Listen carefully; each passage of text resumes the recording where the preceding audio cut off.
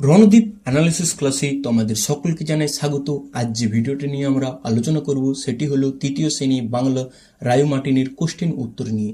তোমাদের কাছে একটাই অনুরোধ, ভিডিওটি ভালো লেগে থাকলে লাইক করবে, চ্যানেলে নতুন হয়ে থাকলে চ্যানেলটি সাবস্ক্রাইব করে দেবে। তো দেখে নেব মূল ভিডিও। দ্বিতীয় পর্যায়ক্রমিক মূল্যায়নে 2025 শ্রেণী তৃতীয় বিষয় বাংলা রায় মার্টিনের প্রশ্নের উত্তর। 2 নম্বর স্কুল। উপযুক্ত শব্দ বেছে নিয়ে শূন্যস্থানে বসা। 1 × 5 = 5। 7 সমুদ্রের 13 নদীর পারে তেপান্তরের মাঠ, 3 পূর্ণির ঘাট, নতুন রাজার দেশ আছে, নতুন রাজার দেশ আছে। পরীর দল খোলা আকাশের নিচে, গাছের ডালে ডালে, গাছের কোটরে কোটরে, গাছের তলায় থাকে, গাছের ডালে ডালে থাকে। পুতুলেরা এ ঘরে ও ঘরে দুপাশে নেচে উঠে, এ ঘরে। হিংসুটে খানিকক্ষণ তার দিদির খাবারের দিকে তাকিয়ে তাকিয়ে ভ্যাঁ করে কেঁদে ফেললো, হেসে ফেললো, খেয়ে ফেললো, তো কেঁদে ফেললো। সংস্কৃতের দিদিমণি নাম রেখেছেন নদীমাতৃকা, হিরণ্যবক্ষা, গঙ্গা মাতৃকা, নদী মাতৃকা।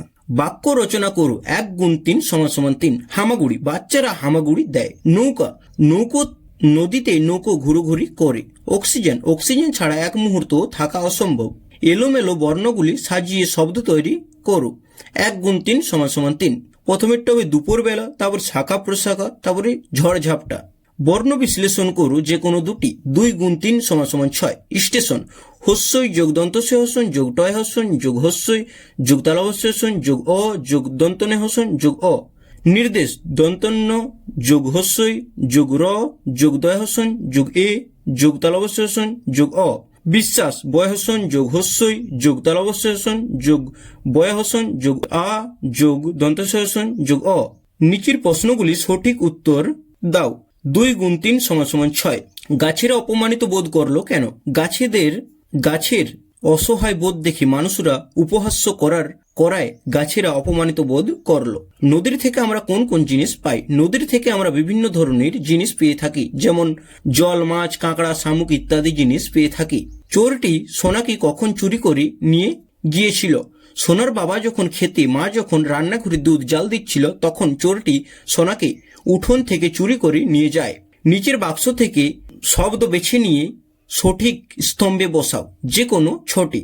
শাল, শালিক, বাবুই, কদম, বেনেবু, টিয়া, জাম, কৃষ্ণচূড়া, আমরুল, চন্দনা, কামরাঙ্গা, টুনটুনি। গাছ। শালিক, কদম, জাম, কৃষ্ণচূড়া, জামরুল, কামরাঙ্গা। পাখি। শালিক, বাবুই, বেনেবু, টিয়া, চন্দনা, টুনটুনি। আমাদের গ্রাম অথবা গৃহপালিত পশু সম্পর্কে 6টি বাক্য লিখে অনুচ্ছেদ রচনা করো। আমাদের গ্রাম। আমাদের গ্রামটা খুব সুন্দর। গ্রামের চারিপাশে সবুজ গাছপালা আর নানান ফুল দিয়ে ঘেরা।